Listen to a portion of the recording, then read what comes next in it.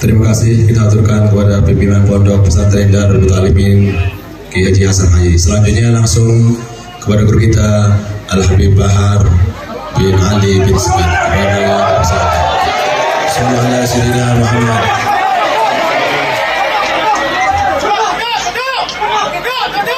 Mohon jamaah tenang.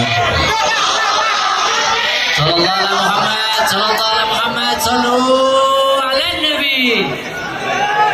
Mohon jamaah tenang. Sallallahu ala Muhammad. Sallallahu alaihi wasallam. Sallallahu alaihi Muhammad. Sallallahu alaihi wasallam. Sallallahu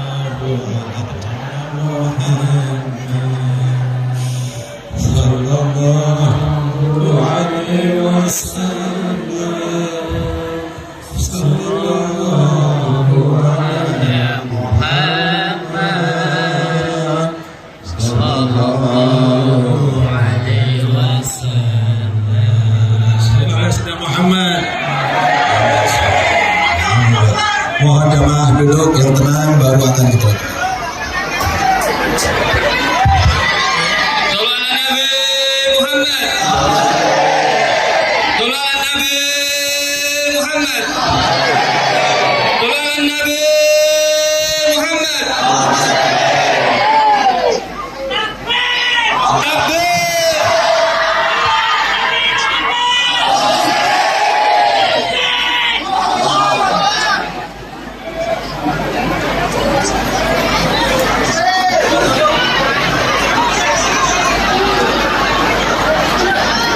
Sudah bisa tenang semuanya.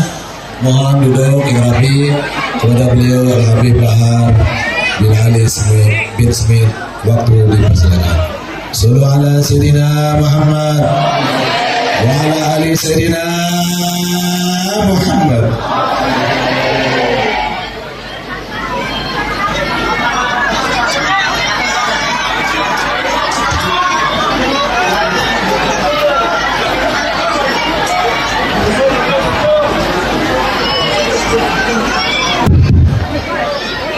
Sebelum saya masuk waktu asar, jadi tolong dengarkan sedikit dari nasihat yang saya sampaikan. Tolong jangan ada yang ribut, pasang telinga, pasang hati, dan dengarkan sedikit nasihat yang saya sampaikan. Assalamualaikum warahmatullahi wabarakatuh.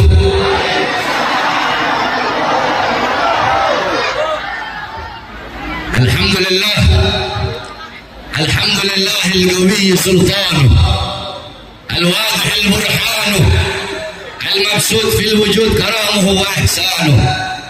Allahumma salli wa sallim wa barik wa karrim wa azim ala nur al-anwar wa sirr al-asrar wa tiryak al-akhyar wa miftah bab al-yasar sayyidina wa maulana Muhammad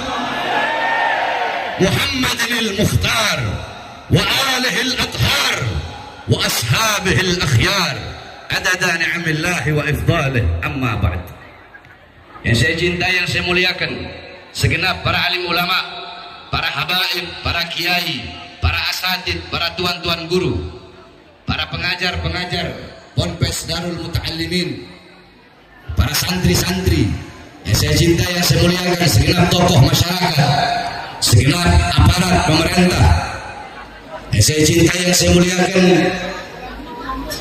Al-Habib Ridha Al-Habsyi, Al-Habib Nizar Al-Habsyi, khususnya yang saya cintai, yang saya muliakan, guru kita bersama yang mulia Kiai Haji Hasan Ali, kemudian Kiai Haji Muhammad beserta seluruh keluarga besar Ponpes Darul Muta'allimin yang saya cintai, yang saya muliakan, segenap hadirin hadirat, bapak-bapak, ibu-ibu, khususnya para pemuda-pemudi umat baginda Nabi besar Muhammad yang selalu dimuliakan oleh Allah Subhanahu wa taala. Alhamdulillah, segala puji dan syukur kehadirat Allah. Dialah Allah yang maha besar. Dialah Allah yang maha besar. Yang besar selain Allah kecil. Dialah Allah yang maha kaya. Yang kaya selain Allah miskin. Dialah Allah yang maha perkasa, yang maha kuat.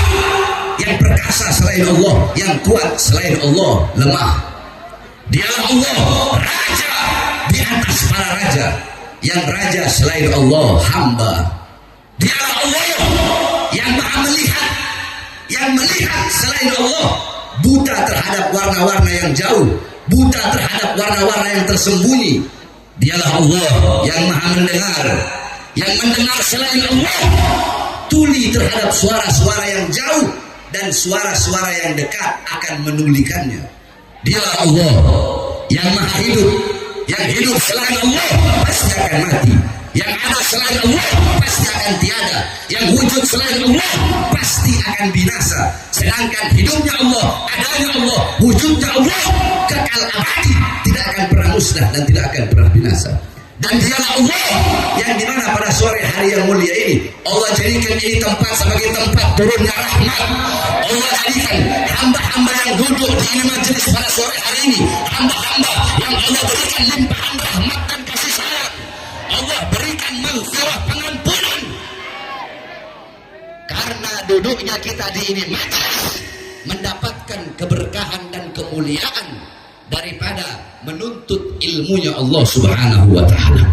Saudara-saudara sekalian yang dimuliakan oleh Allah, Sayyidina Umar bin Khattab radhiyallahu anhu beliau mengatakan, "Inna Allah lam yakhluq fi wajhil 'ardi tiraman afdal min majlisil ilm." Sesungguhnya Allah tidak pernah menciptakan di muka bumi sejengkal debu, sejengkal tanah yang lebih mulia selain daripada tanah yang digunakan untuk menuntut ilmunya Allah Subhanahu wa taala. Saudara-saudara, kalian duduk pada sore hari ini, kalian duduk di sini untuk mendapatkan warisan Nabi Muhammad sallallahu alaihi wasallam.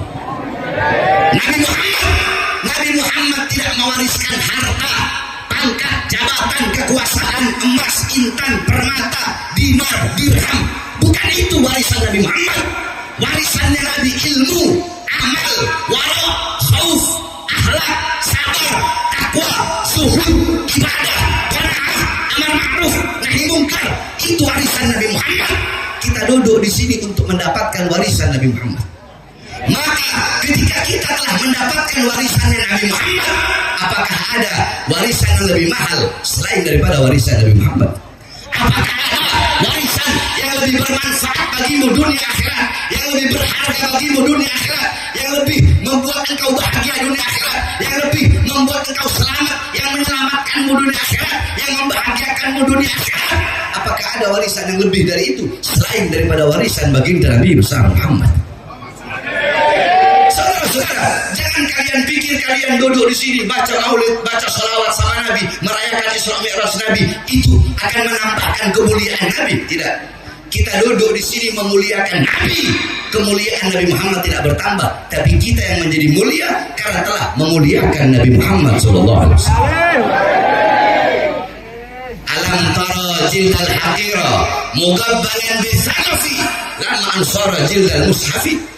Tidak pernahkah engkau melihat, tidak pernahkah engkau mendengar kulit-kulit yang tidak berharga, kulit-kulit yang tidak bernilai, kulit-kulit itu dicium oleh bibir-bibir, dicium oleh mulut-mulut ketika kulit itu menjadi sampul daripada ayat suci Al-Quran.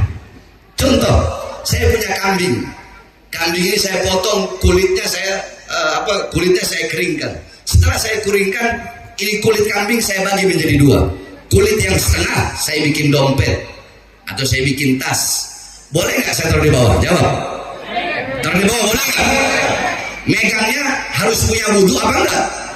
Saya taruh dompet di belakang boleh nggak? Saya bakar boleh nggak? Kulit yang setengahnya lagi saya bikin sampul ayat suci Al-Quran. Boleh nggak menyentuhnya nggak pakai wudhu? Harus pakai wudhu. Ditaruh di tempat yang tinggi. Bawahnya harus pakai akhlak, pakai adab. kulitnya sama nggak? Dari kambing yang sama nggak? Tapi kenapa ketika kulit itu yang satu dibikin dompet, yang satu dibikin sampul ayat suci Al-Quran, perlakuannya berbeda? Karena yang dibikin sampul ayat suci Al-Quran, kulit itu menjadi mulia karena menyatu dengan sesuatu yang mulia. Apa itu? Ayat suci Al-Quran. Nah, kita ibarat kulit Nabi Muhammad adalah Al-Quran yang saudara-saudara. Kita menjadi mulia karena kita telah memuliakan baginda Nabi besar Muhammad. Bukan kita memuliakan Nabi terus kemuliaan Nabi bertambah. Nah, kemuliaan Nabi tidak akan bertambah. Karena kalau kemuliaan Nabi bisa bertambah, berarti kemuliaan Nabi juga bisa berkurang, saudara-saudara. Kemuliaan Nabi Muhammad, sekalipun lautan menjadi tinta, pohon menjadi pena, dipakai untuk menggambarkan dan melukiskan kemuliaan Nabi. Laut jadi tinta, pohon jadi pena, tidak akan sanggup melukiskan kemuliaan baginda Nabi besar Muhammad. Maka kalian duduk pada sore hari ini menjadi mulia karena memuliakan Nabi, menjadi agung karena mengagungkan Nabi. Kalian dipuji oleh para penduduk langit karena kalian duduk di sini memuji baginda Nabi besar Muhammad. Saudara-saudara, sehingga kita duduk di sini untuk mengenang satu peristiwa yang mulia, satu peristiwa yang agung, satu kejadian yang luar biasa, perjumpaan antara hamba dengan Tuhannya, perjumpaan kekasih dengan kekasihnya, perjumpaan seorang makhluk yang paling mulia dengan Khalik penciptanya, yaitu perjumpaan Nabi Muhammad dengan Azizul Wahhab bila hijab. Nabi Muhammad berjumpa dengan Allah tanpa ada setitik pun penghalang. Saudara-saudara, ini pesantren Darul Muta'allimin. Akan saya kasih kepada khusus para santri-santri yang ada di sini. Saya sebelum membahas sesuatu, pasti saya punya maroji. Maroji itu sandaran, saudara-saudara. Nah, dikatakan man arada taqadduma fa'alaihi bi kutubil mutaqaddimin, faman arada ta'khir fa'alaihi bi kutubil mutaakhirin. Siapa orang yang ingin maju pemikirannya, keilmuannya, kalian ingin terdepan dalam masalah ilmu, maka berpegang teguhlah kepada kitab-kitab ulama-ulama salaf terdahulu. Nah, ada beberapa kitab-kitab yang menjelaskan tentang Isra wal Mi'raj. Karena kalau saya mau jelasin Isra Mi'raj sampai besok malam nggak bakal kelar, saudara-saudara. Jadi saya sebutkan kitab-kitabnya. Nah, nanti saya akan jelaskan intisari, lubang daripada Isra wal Mi'raj dalam kitab As-Siraj Al-Wahhaj fi Haqa'iqil Mi'raj karangan Al-Imam Abu Ishaq Muhammad ibn Ibrahim An-Nu'mani Asy-Syafi'i.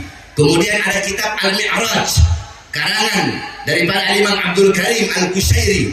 Kemudian ada kitab Ar-Risalah fil Mi'raj karangan Al-Imam Abdul Hasan Ali bin Muhammad Al-Lakhmi. Kemudian ada kitab Ayatul Kubra fi Syarah Qissatil Isra, itu karangan Al-Imam As-Suyuti. Kemudian ada kitab Al-Ayah Az-Zahimah Al-Bahira fil Mi'raj Sayyidu Ahli Dunya wal Akhirah karangan Al-Imam Al-Hafidh Syamsuddin Muhammad ibn Yusuf Asy-Syami Ad-Dimashqi. Satu lagi kitab beliau Al-Ayah Al-Bayyinat fil Mi'raj Sayyidu Ahli Al-Ardi was Samawat. Kemudian ada kitab An-Nurul Wahhaj fi Qissah Isra wal Mi'raj karangan Imam Ali Zainal Abidin bin Muhammad Al-Hadi Al-Barzanji, kakeknya pengarang Maulid Barzanji. Nah, itu kitab disarahkan oleh cucunya, diberi nama kitab Tajul Ibtihaj ala Nuril Wahhaj karangan Al-Imam Ja'far bin Ismail Al-Barzanji. Kemudian ada kitab Qissatul Mi'raj karangan As-Said Usman Syato bin Muhammad Syato.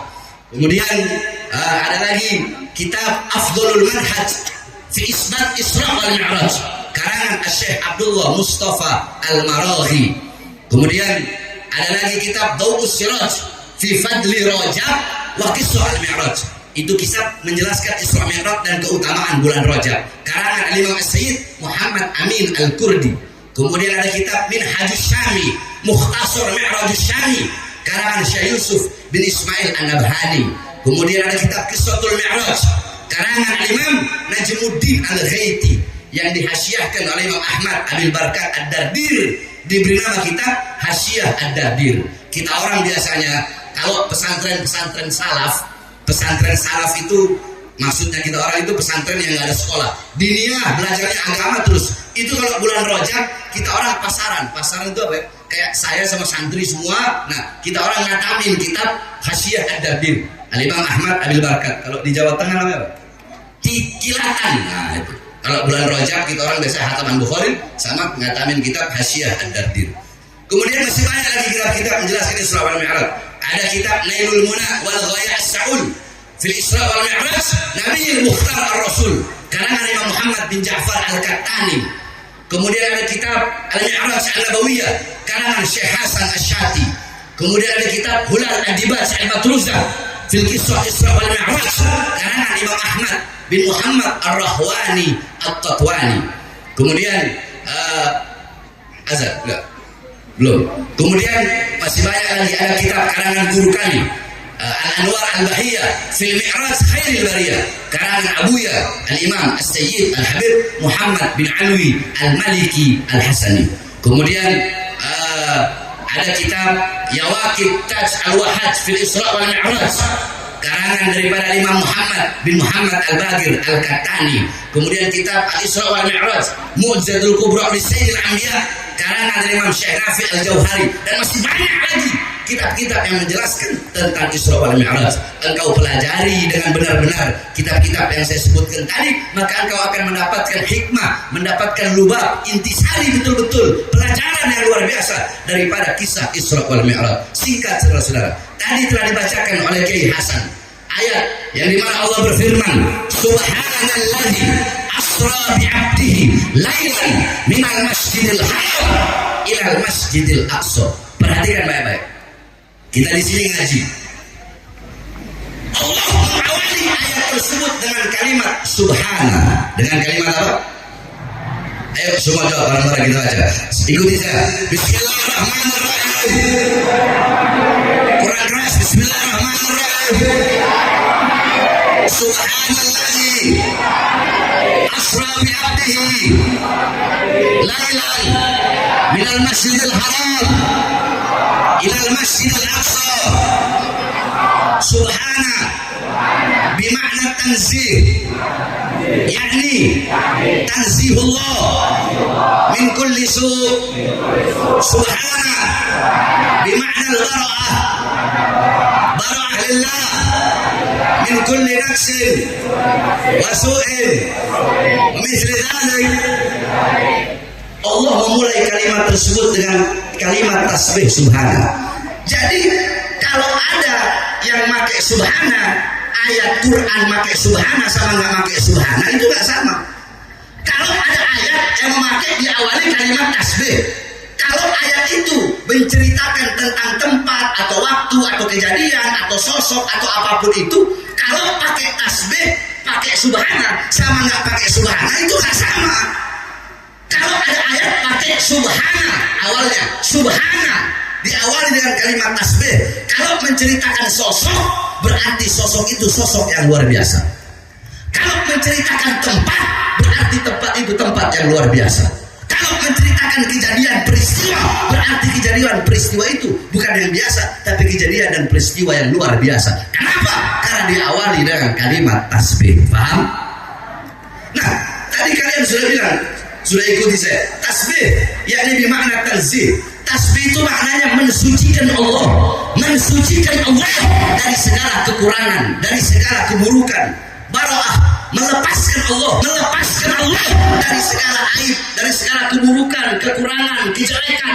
Kenapa? Karena Isra wal Mi'raj adalah kalau orang-orang yang takdimul akil ala nakal, kalau orang-orang yang lebih mendahulukan akal daripada iman, maka ini kejadian tidak masuk akal. Karena ini kejadian tidak masuk akal, makanya Allah awali dengan kalimat subhana untuk membuktikan bahwasanya tidak ada yang mustahil bagi Allah subhanahu wa ta'ala. Paham? Subhana, paham? Subhanalladzi asra bi abdihi, maha suci zat yang telah memperjalankan pada malam hari abdihi, hambanya. Perhatikan, Allah memakai kata abd, hamba. Apa itu hamba? Al-abd, hamba yang utuh. Maksudnya hamba yang utuh bil jasad waruh, ra'a bi'alatil ain, sami'a bi'alatil udud. Hamba yang utuh itu hamba yang melihat pakai alat mata, mendengar pakai alat telinga, menyentuh pakai alat tangan, merasa pakai alat hati, berjalan pakai alat kaki. Itu hamba yang utuh. Sebab ada sebagian sebagian riwayat dari mereka berpatokan kepada hadis Sayyidatuna Aisyah radhiyallahu anha yang mengatakan Rasulullah Isra wal Mi'raj fil manam. Nabi Muhammad Isra Mi'raj itu cuma melalui mimpi, bukan hanya ruhnya saja, bukan jasadnya. Tetapi pendapat yang paling kuat, Nabi Muhammad Isra Mi'raj dengan jasad dan juga ruh. Kenapa? Karena di ayat situ Allah memakai kata abad, hamba. Kecuali kalau Allah pakai kata mayit. Subhanalladzi asra bimayyitihi. Kalau mayit jasad nggak ada ruh. Kalau namanya hamba berarti ada ruhnya. Ruhnya, jasadnya berjumpa dengan Allah tanpa ada setitik pun penghalang, saudara-saudara. Paham? Subhanalladzi asra bi'abdihi lailan di situ memakai isim nakiro. Ya. Contoh, itu rumah. Saya bilang, saya pakai isim ma'rifat alif lam. Al-baitu isim ma'rifat artinya rumah itu. Itu rumah warnanya putih, itu rumah 2 tingkat, gentengnya warna coklat, dalam rumah itu ada ini. Tapi kalau saya bilang baitun dengan tanda tanwin, rumah itu warna apa? Rumah itu gentengnya gimana? Rumah itu terbuat dari apa? Dalam rumah itu ada siapa? Nggak tahu. Nah, kenapa Allah pakai lailan? Bimakna taklil fi muddatil Isra. Maknanya untuk penyedikitan daripada waktu malam. Allah ingin menunjukkan Nabi Muhammad Isra Mi'raj bukan 1 malam penuh. Sebab kalau al-lail berarti 1 malam penuh. Berarti hanya Allah yang tahu berapa waktu Nabi Muhammad Isra dan Mi'raj berjumpa dengan Allah Subhanahu wa taala. Minal Masjidil Haram, Isra dari Masjidil Haram. Apa itu Masjidil Haram? Tempat yang mulia, tempat yang agung. Sampai dalam hadis Rasulullah mengatakan, salatun fi masjidi hada afdal min alfi salatin fi ma siwahu. Salat di masjidku ini, maksudnya Masjid Nabawi, lebih utama daripada 1000 kali salat dibandingkan masjid yang lain, illa Masjidil Haram, kecuali Masjidil Haram. Salatun fi Masjidil Haram afdal min mi'ati alfi salatin fi ma siwahu. Salat di Masjidil Haram 100.000 kali lebih utama dibandingkan dengan masjid-masjid yang lain. Minal Masjidil Haram ilal Masjidil Aqsa. Dari Masjidil Haram ke Masjidil Aqsa. Apa itu Masjidil Aqsa? Tempat yang mulia, tempat yang agung, tempat yang suci, tempat dimi'rajkan Nabi Muhammad SAW. Dalam hadis Rasulullah SAW bersabda, la tushaddur rihal illa ila 3 masajid, masjidi hada wa masjidil haram wa masjidil aqsa. Tidak ada bepergian yang lebih utama selain pergi ke 3 masjid, Masjid Nabawi, Masjidil Haram dan Masjidil Aqsa. Nabi Muhammad Allah isrokan dari tempat yang mulia menuju tempat yang mulia. Allah naikkan dari tempat yang mulia menuju tempat yang paling mulia sehingga berjumpa langsung dengan Allah Subhanahu wa taala. Ketika itu saya kalau mau ceritakan gimana mi'rajnya nggak bakal selesai. Ini waktu sebelum jam 4 harus selesai. Karena kita bakal sholat asar. Nah, intinya saudara-saudara, ketika Jibril alaihissalam ditanya oleh Rasulullah, wahai Jibril, kau ikut denganku berjumpa dengan Allah. Apa kata Jibril? Kata Jibril, wahai Muhammad, wahai Rasulullah, aku tidak akan bisa berjumpa dengan Allah. Aku akan hancur, aku akan musnah, aku akan terbakar, aku akan menjadi abu, hancur lebur. Hanya engkau yang bisa berjumpa dengan Allah. Nabi Muhammad berkata, bukankah engkau tercipta dari cahaya, wahai Jibril? Jibril menjawab, ya, aku memang tercipta dari cahaya, tapi aku bukan bagian dari cahaya Allah. Sedangkan engkau Allah ciptakan dari cahaya, dan engkau bagian dari cahaya Allah itu sendiri, sehingga hanya engkaulah yang bisa sampai kepada Allah. Saya tanya, Bapak Ibu tahu matahari? Ini kalau kita mau tamsilkan pakai akal, tahu matahari? Andaikan bumi nyampe ke matahari, hancur nggak bumi? Yang keras, hancur nggak? Planet-planet yang lain, kalau dia mau sampai ke matahari, hancur nggak? Hancur. Yang bisa sampai ke matahari hanya cahaya matahari itu sendiri. Ketika dia mengeluarkan cahaya, nanti yang bisa balik ke dia cahaya dia sendiri. Tidak ada yang bisa berjumpa dengan Allah kecuali bagian dari cahaya Allah itu sendiri, yaitu baginda Nabi besar Muhammad SAW. Paham? Paham? Loh, Beb, hadisnya apa, Beb? kalau Nabi Muhammad itu tercipta dari cahaya Allah. Dan Jabir bin Abdullah Ansari radhiyallahu magal, qultu ya Rasulullah bi abi wa ummi akhbirni an awwal syai'in khalaqallahu qabla al-asya. Qala ya Jabir, khalaqallahu qabla al-asya nuru nabiyyika Muhammadan sallallahu alaihi wasallam min nurih. Dari Jabir bin Abdullah Ansari, beliau bertanya, ya Rasulullah, demi ayahku, demi ibuku, akhbirni, beritahu aku siapa makhluk yang pertama kali Allah ciptakan sebelum Allah ciptakan apa-apa. Belum ada langit, belum ada bumi, belum ada sorga, belum ada neraka, belum ada arsy, belum ada golam Allah, perannya Allah, belum ada syajaratul ahya, pohon kehidupan, belum ada syajaratul tuba, belum ada apa-apa. Yang ada hanya Allah. Sebelum Allah tidak ada apa-apa, sesudah Allah tidak ada apa-apa. Makhluk yang pertama kali Allah ciptakan nuru nabiyyika Muhammadin, cahaya nabimu, yaitu cahaya Nabi Muhammad, khalaqa min nurih, yang telah Allah ciptakan dari cahaya Allah Subhanahu wa taala.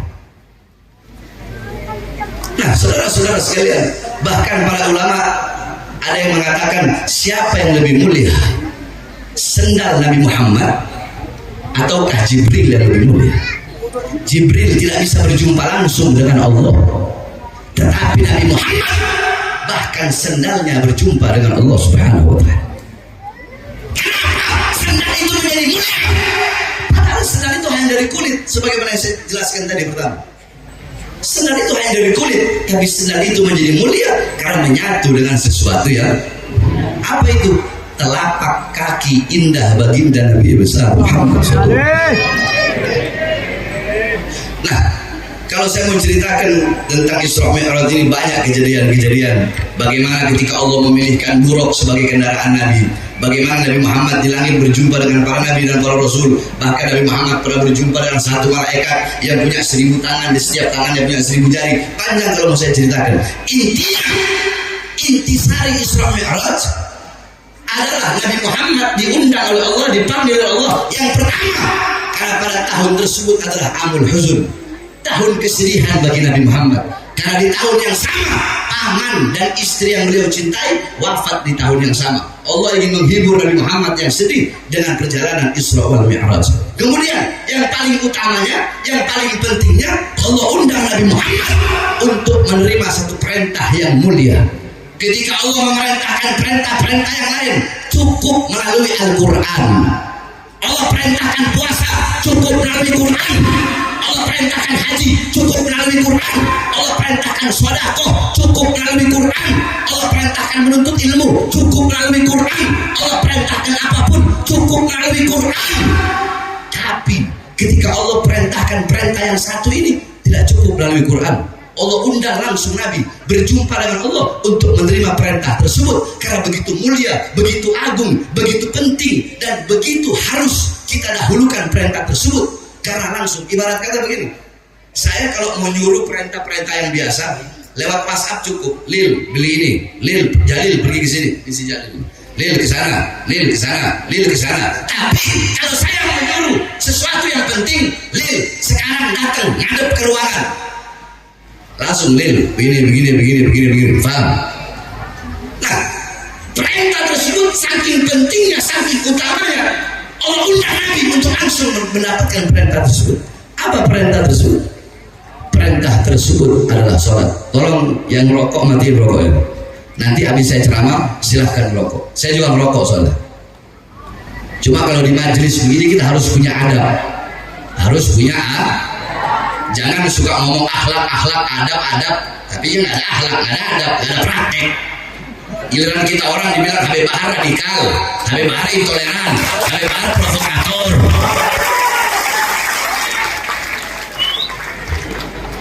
Tolong yang merokok dimatikan rokoknya. Nah, jadi saudara-saudara, tadi Kiai Hasan udah bawa satu hadis, as-shalat imaduddin, sholat itu tiang agama. As-sholatu rasul ibadah, sholat kepalanya ibadah. Sholat itu kepala ibadah, pemimpinnya amal ibadah. Semua amal ibadah yang lain itu mutabe, pengikut. Kepalanya sholat. Kalau kau punya sholat baik, kau punya sholat bagus, seluruh amal ibadahmu bakal baik, bakal bagus. Tapi sebaliknya, idza taghayyara ar-ru'us taghayyarul mar'us. Kalau pemimpinnya rusak, maka yang dipimpin pun akan ikut rusak. Kalau kau punya sholat rusak sebagai pemimpin ibadah, sholatmu rusak, sholatmu nggak sempurna, sholatmu bolong-bolong, sholatmu hancur, maka seluruh amal ibadah yang lain bakal rusak, bakal hancur dan tidak diterima oleh Allah Subhanahu wa Ta'ala. Makanya perhatikan kau punya sholat, perbaiki kau punya sholat, dedek kau punya anak-anak. Saudara-saudara, ini sekarang akhir zaman, fitnah di mana-mana, kerusakan di mana-mana. Orang-orang tidak lagi mengenal Allah, tidak lagi mengenal Rasulullah, tidak lagi mengenal Islam. Anak-anak kita, anak-anak kalian, anak-anak kita buta agama, buta Islam, buta Quran, buta iman, tidak kenal Allah, tidak kenal Rasulullah. Anak-anak kita melacur, anak-anak kita mabok, anak-anak kita judi, anak-anak kita narkoba, bahkan judi online. Bukan hanya di masyarakat yang berada di kota-kota besar, masyarakat di desa-desa, bahkan semua ustadznya, kiainya, habibnya, ada aparat-aparatnya, polisinya, tentaranya, anak-anak mudanya, orang tuanya, semua rata-rata kecanduan judi online.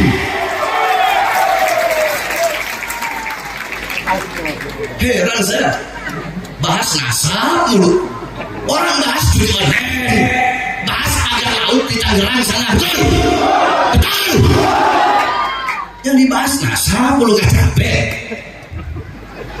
Makanya saya udah gak mau ngelayanin enggak. Kenapa gak mau? Iya, terlalu mahal auman singa untuk meladeni gonggongan peracik-anjing. Saudara-saudara, kalian tahu, saya datang kemari bawa anak saya Ali yang di sini, umur 6 tahun. Saya bawa Alia, Gajia, mereka lagi libur sekolah. Saya dengar kemarin katanya, Beb ada yang nolak. Saya datang bawa anak-anak saya untuk membuktikan bahwa saya tidak bisa diancam oleh siapapun. Buktinya apa? Mau diancam, mau turun ke jalan, saya bawa anak-anak saya. Apakah terlihat wajah saya seperti wajah orang yang ketakutan? Hah? Terlihat seperti wajah yang terkena ancaman? Enggak, justru saya sampaikan kepada mereka, saya tunjukkan kepada mereka bahwa saya bawa anak-anak saya anggap ancaman mereka sebagai hiburan untuk anak-anak saya berlibur selesai.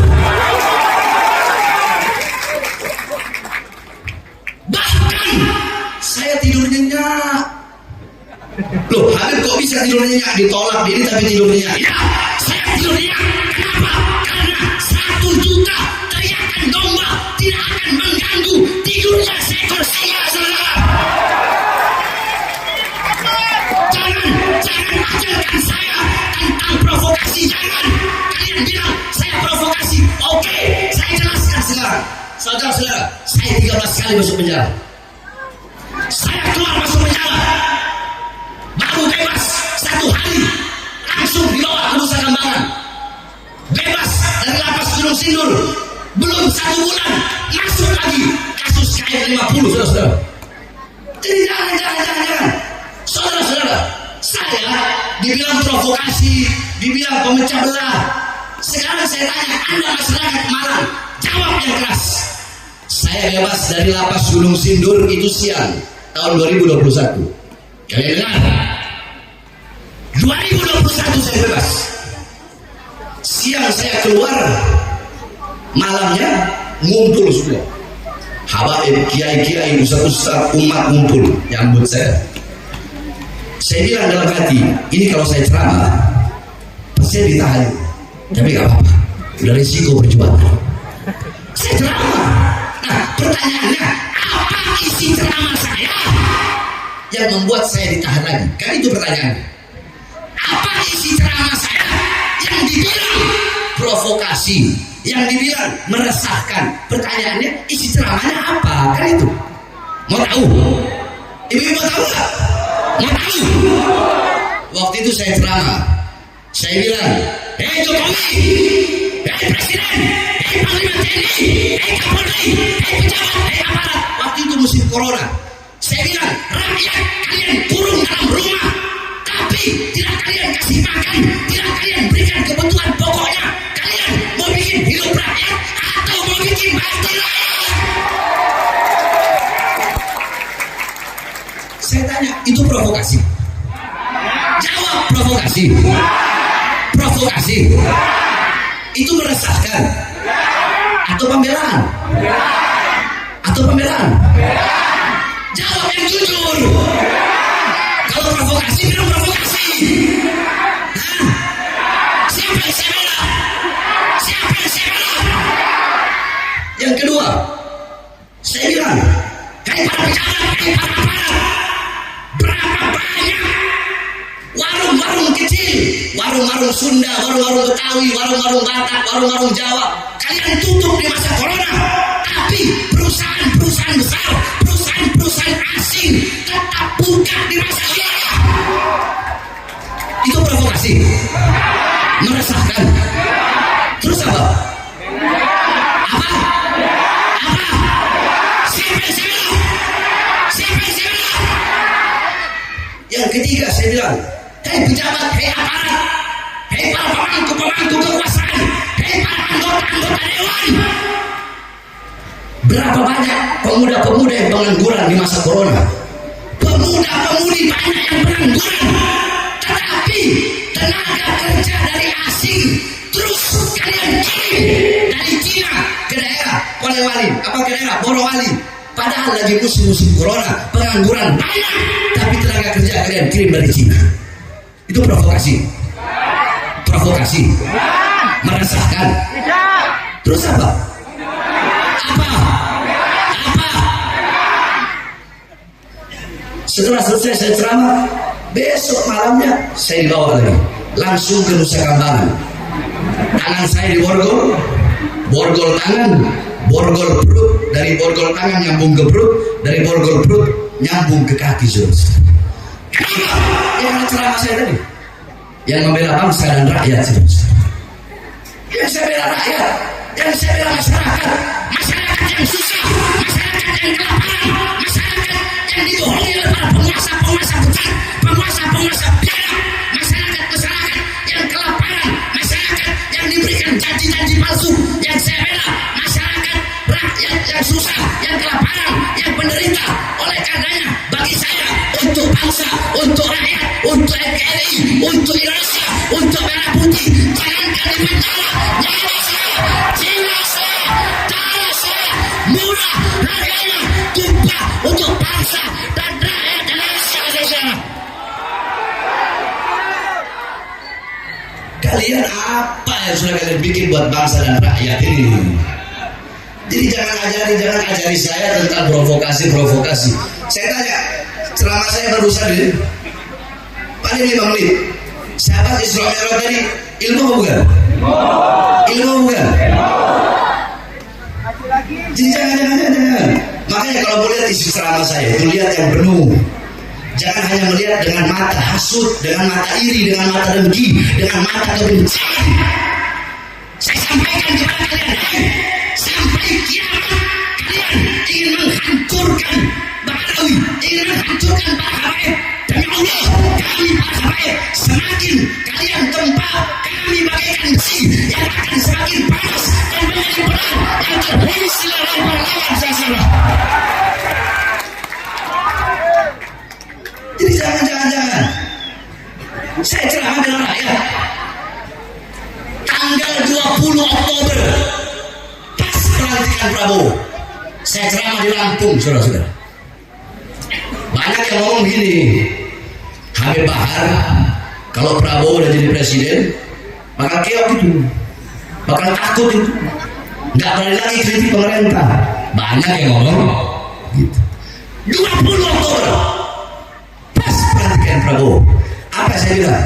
Hei Prabowo, jika engkau mengeluarkan kebijakan-kebijakan yang menguntungkan rakyat, yang membahagiakan rakyat, kami rakyat akan dukung penuh 1000%. Betul.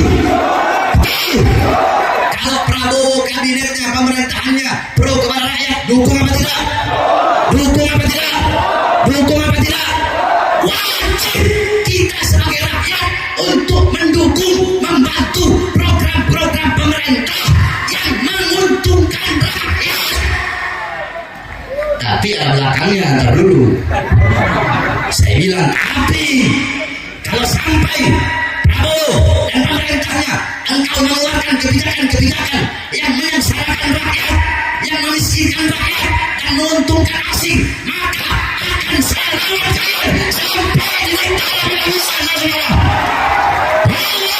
NKRI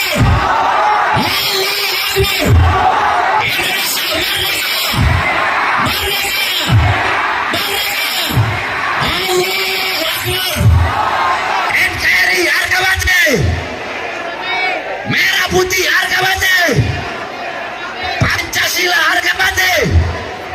Allahu Akbar. Jangan kalian mau meragukan nasionalisme saya, jangan. Kayak ayam jangan ngajarin ayam, musola jangan ngajarin masjid. Paham? Jadi saudara-saudara sekalian yang dimuliakan oleh Allah, pilpres sudah selesai, betul? Pilkada sudah selesai, betul? Kalau ada yang kemarin berantem gara-gara beda pilihan presiden, beda pilihan gubernur, beda pilihan bupati, banyak nggak sih? Sekarang saatnya kita bersatu, betul? Tidak ada lagi saling menghina, saling mencaci, saling memaki. Kita sesama umat Islam harus bersatu dengan satu. Kita disatukan dengan apa? Ukhuwah. Kita disatukan dengan ukhuwah Islamiyah. Adapun yang di luar Islam, yang Kristen, yang Buddha, yang Hindu, yang Katolik, walaupun mereka bukan saudara seagama, tapi mereka adalah saudara kita, ukhuwah wataniyah, saudara kita sesama bangsa, satu bendera, satu tanah air, satu NKRI, dan satu merah putih. Jadi dahulukan bersatu. Nah terus di mana dibilangnya saya memecah belah, goblok? Para ustaz dan kiai bersama para habaib harus bersatu. Hanya orang bodoh yang terpengaruh dengan golongan anjing yang ingin memisahkan para habaib dengan para kiai. Kalau orang-orang yang pinter, ya, orang-orang yang pinter, mereka tidak akan terpengaruh dengan hal seperti itu.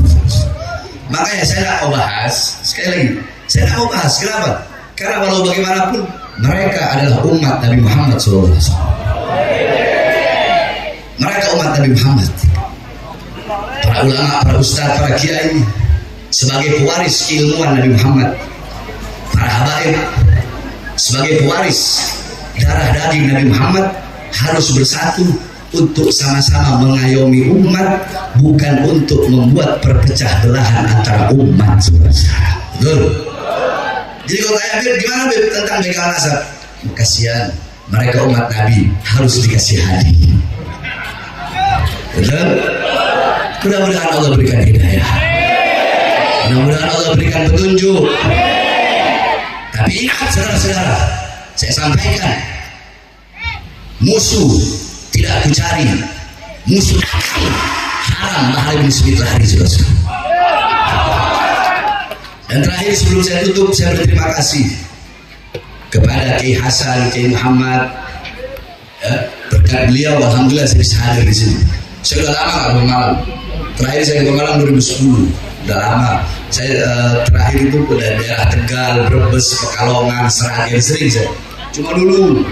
Sekarang udah setiap ada ceramah-ceramah. Terus ini anak-anak GP apa? Gerakan Pemuda Ka'bah. Waktu saya ceramah di Temanggung dulu perang awal. Semua pakai motor Eking, pakai motor-motor awal ya. Saya masih ingat. Tahun berapa itu? 2016 ya. Di Temanggung waktu itu ya. Nah, yang awal ini anak-anak gerakan Pemuda Ka'bah. Mudah-mudahan anak gerakan Pemuda Ka'bah semuanya Allah permudah urusan nasional. Para laskar-laskar FPI, Pemuda Ka'bah, dan semua masyarakat yang mengamankan acara ini, yang membantu acara ini, semua diberkahi Allah. Bapak-bapak polisi, bapak-bapak polisi, dengerin. Bapak-bapak polisi, bapak-bapak tentara yang mengamankan ini acara, mudah-mudahan diberikan keberkahan oleh Allah. Mudah-mudahan Allah permudah urusan dunia akhirat kita semua. Tidak kita keluar dari ini kecuali Allah ampuni dosa-dosa kita yang telah lalu dan yang akan datang, yang tampak dan yang tidak tampak, yang besar yang kecil, semuanya Allah ampuni dosa-dosa kita berkat Nabi Muhammad SAW. Bismillah, Bismillah, Bismillah babuna, tabarak hitanuna, yasin safuna, kaf ha ya ain sad kifayatuna, hamim ain sin kaf himayatuna, fasayakfikahumullah wa huwa samiul alim. fasayakfikahumullah wa huwa samiul alim. Fasayakfikahumullah wa huwa samiul alim. Wa sallallahu alaihi wasallam Muhammad wa ala alihi washabbihi wa barik wasallam walhamdulillahi rabbil alamin. Sebelum saya tutup, saya ingatkan sekali lagi, jangan pernah ancam-ancam saya. Karena saya orang yang tidak makan dengan ancaman. Karena saya setiap keluar rumah untuk menyampaikan kebenaran, saya bawa kain kafan, mau pulang tinggal mayat. Saya sudah ikhlas kalau Allah saudara. Allahu Akbar. Allahu Akbar. Allahu Akbar. Salatullah salam Rasulillah